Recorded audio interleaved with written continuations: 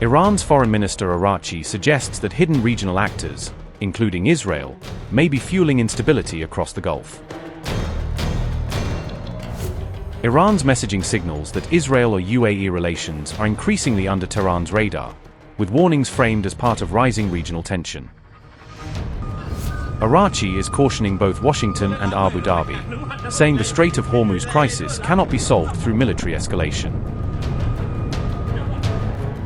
He warns that the UAE risks being pulled into a dangerous quagmire if it becomes entangled in regional power politics. Rising tensions in the Strait of Hormuz have triggered fresh diplomatic warnings, as Iran calls for restraint and urges all sides to avoid further escalation in the already volatile region.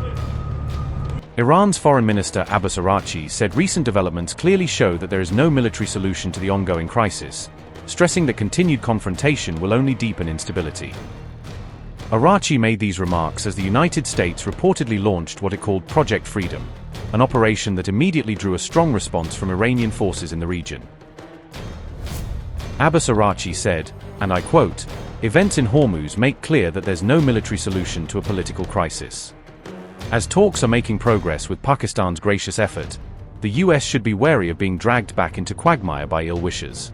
So should the UAE. Project Freedom is Project Deadlock," unquote. The comments came amid heightened tensions following increased US naval activity in the Gulf and what Tehran describes as defensive responses to foreign military presence. US President Donald Trump said the United States had launched an operation to escort neutral shipping through the Gulf, describing it as a move to protect commercial vessels and stranded crews. In response, Iran reportedly fired warning shots as US Navy ships entered the Gulf through the Strait of Hormuz, raising concerns over direct maritime confrontation. Trump also claimed that US forces had destroyed several Iranian boats, although Iranian authorities have strongly denied any such losses or attacks. The United States has said its actions targeted Iranian boats allegedly being used to attack commercial cargo ships in the region. Separately, reports indicated that vessels linked to the UAE and South Korea were attacked in the Strait of Hormuz on May 4, further escalating regional tensions. Araghchi warned both the United States and the United Arab Emirates against being dragged into what he called a quagmire driven by ill-wishers, urging diplomacy over confrontation.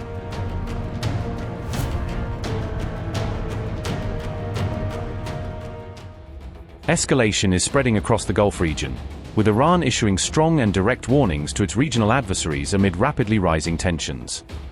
Tehran has made it clear it will retaliate against the United Arab Emirates if it takes any action Iran considers unwise or provocative. According to Tasnim news agency, Iran warned that if the UAE becomes what it called a plaything of Israel, it will directly target Emirati interests. An Iranian military source said, and I quote, "No official threat has so far been announced by the Emiratis. But if the Emiratis become a plaything of Israel and make a wrong move, they will learn a lesson they will never forget. If the UAE takes any unwise action, all its interests will become targets for Iran, and no part of Emirati facilities will be safe. The UAE knows it is sitting in a very fragile glass house, and insecurity is absolute poison for it. If it wants to repeat the mistake of the 40-day war, we will completely abandon restraint and treat this Zionist nest as part of the Zionist regime," unquote.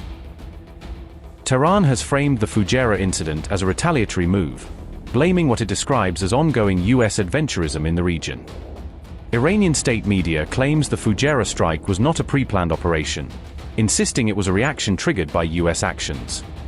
Officials in Tehran say the incident resulted from US actions allegedly aimed at creating a passage for what they call illegal transit of ships. These warnings come after strikes linked to Iran hit Emirati territory, intensifying fears that the conflict could widen across the region. An alleged Iranian drone attack triggered a major fire at a petrol complex in Fujairah, raising alarm over critical infrastructure security. The UAE has claimed that Iran launched 4 cruise missiles toward its territory, although Tehran has neither confirmed nor acknowledged the claim. According to Channel 12, a UAE official conveyed to Israel that the country does not intend to remain silent in response to these attacks.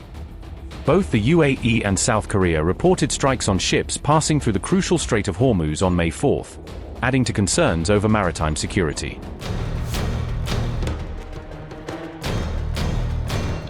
Axios reports that Israel secretly deployed an Iron Dome battery, and IDF troops to operate it on UAE territory early in the Iran war. 2 Israeli officials and 1 US official told Axios this was the first time Iron Dome and its crews had ever been deployed abroad to defend a third country. That move marked the first ever Iron Dome deployment outside Israel and the US, turning the Emirati desert into a live testbed for Israel's flagship shield.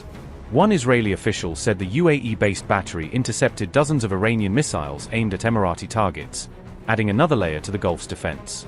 The system was reportedly run by IDF personnel stationed on UAE soil, meaning Israeli soldiers were directly defending a Gulf monarch's airspace for the first time. Officials say the deployment was greenlit after a direct call between Benjamin Netanyahu and UAE President Mohammed bin Zayed, sealing the deal leader to leader. It was not just the famous Iron Dome batteries that went to the UAE. A new report says Israel also shipped a cutting-edge iron beam laser shield during Iran's massive strike. According to reporting cited from the Financial Times, Israel sent a version of its iron beam laser defense system to the UAE to help counter incoming Iranian drones and rockets. The system is designed to fire high-energy laser beams that vaporize short-range rockets, mortars, and drones before they can reach cities, bases, or critical infrastructure. This deployment is described as one of the first major wartime defense links between Israel and the UAE since they normalized ties under the Abraham Accords. One regional official told reporters that the move showed the value of being Israel's friend when a conflict erupts and missile sirens start to wail.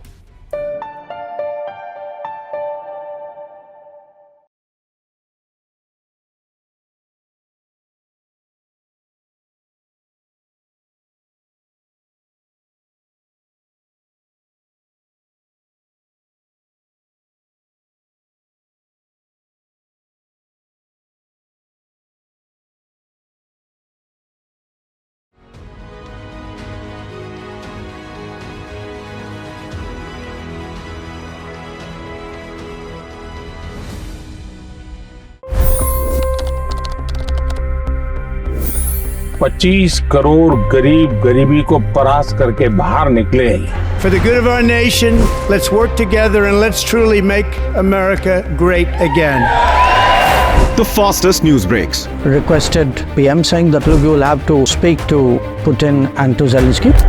The biggest news makers. The relationship with India is probably the most important bilateral relationship the US will have for the rest of this century. The capital delivered quite an election result today. Expert analysis. The million-dollar question today is how to stop this dance of death.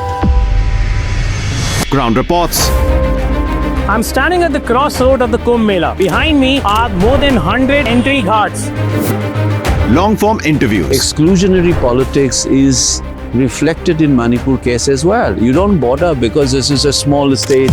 Deep dive into burning issues. It's often said DRC could be the richest country in the whole world. It's because of what sits underneath. Why exactly did the US topple the Sheikh Hasina government?